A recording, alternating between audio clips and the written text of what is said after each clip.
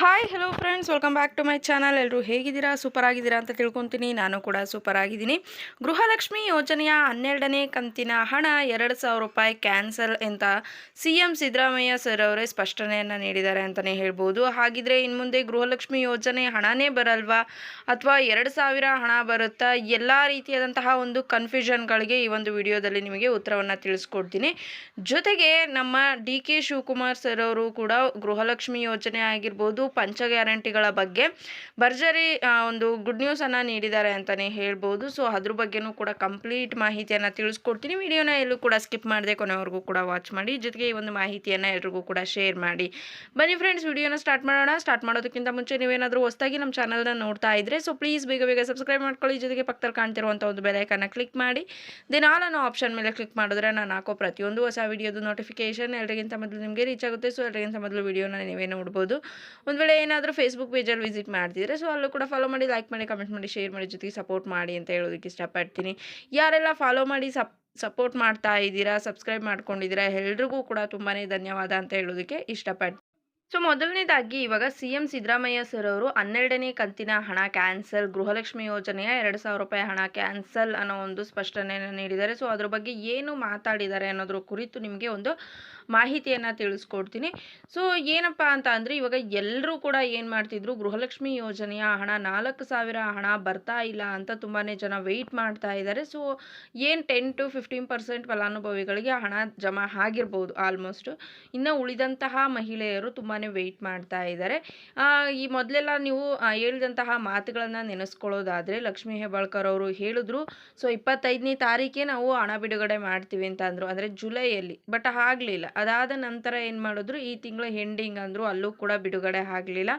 8-10 ದಿನಗಳ ಕಾಲಾವಕಾಶವನ್ನು ತೆಗೆದುಕೊಂಡು ಅದಾದಮೇಲೆ ಬಿಡುಗಡೆ ಮಾಡ್ತೀವಿ ಅಂತ ಅಂದರು, ಅಲ್ಲೂ ಕೂಡ ಸಕ್ಸಸ್ ಆಗಲಿಲ್ಲ. ದೆನ್ ನೆಕ್ಸ್ಟು ಆಗಸ್ಟ್ 1ನೇ ತಾರೀಕಿನಿಂದ ಹಣ ಬಿಡುಗಡೆ ಕಂಪಲ್ಸರಿ ಆಗತ್ತೆ ಅಂತಲೂ ಕೂಡ ಹೇಳಿದ್ರು. ಸೊ ಆಗಸ್ಟ್ 1ನೇ ತಾರೀಕಿನಿಂದ ಸ್ವಲ್ಪ ಮಾತ್ರ ಹಣವನ್ನು ಬಿಡುಗಡೆ ಮಾಡ್ಕೊಳ್ತಾ ಬಂದರು. ಸೊ ಕೆಲವೊಂದು ಫಲಾನುಭವಿಗಳಿಗೆ ಮಾತ್ರ ಹಣ ಬಿಡುಗಡೆ ಆಗ್ತಿರುವಂಥದ್ದು, ಅದು 100ಕ್ಕೆ 1-2% ಅನ್ನೋ ರೀತಿಯಲ್ಲಿ ಹಣ ಬಿಡುಗಡೆ ಆಗ್ತಾ ಇದೆ.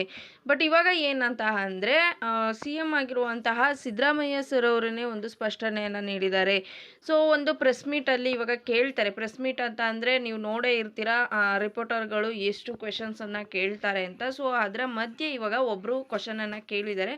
ಸರ್ ಏನು ಸರ್, ನಿಮ್ಮ ಗೃಹಲಕ್ಷ್ಮಿ ಯೋಜನೆಯ ಹಣವನ್ನು ಬಿಡುಗಡೆ ಮಾಡಿದ್ದೀವಿ ಅಂತ ಹೇಳ್ತೀರಾ, ಬಟ್ ಫಲಾನುಭವಿಗಳು ಹಣನೇ ರೀಚ್ ಆಗ್ತಿಲ್ಲ ಅಂತ ತುಂಬಾ ಪ್ರಶ್ನೆಗಳನ್ನು ಕೇಳ್ತಾ ಇದ್ದಾರೆ, ಆಕ್ರೋಶವನ್ನು ವ್ಯಕ್ತಪಡಿಸ್ತಾ ಇದ್ದಾರೆ ಮಹಿಳೆಯರು ಅಂತ ಹೇಳಿದ್ದಕ್ಕೆ ನಮ್ಮ CM ಸಿದ್ದರಾಮಯ್ಯ ಸರ್ ಅವರು ಹೇಳಿರೋದೇನಂತ ಅಂದರೆ, ಸೊ ಹಣ ಬಿಡುಗಡೆ ಮಾಡಿದ್ದೀವಿ, ಮೇ ತಿಂಗಳವರೆಗೂ ಹಣವನ್ನು ಬಿಡುಗಡೆ ಮಾಡಿದ್ದೀವಿ, ಬಟ್ ಇನ್ನು ಜೂನು ಜುಲೈ ತಿಂಗಳ ಹಣ ಬರಬೇಕು. ಇವಾಗ ಏನಾಗುತ್ತೆ, ಜೂನ್ ತಿಂಗಳ ಹಣ ಬರುತ್ತೆ ಅಂತ ಮಾತ್ರ ಅಲ್ಲಿ ಹೇಳಿರುವಂಥದ್ದು.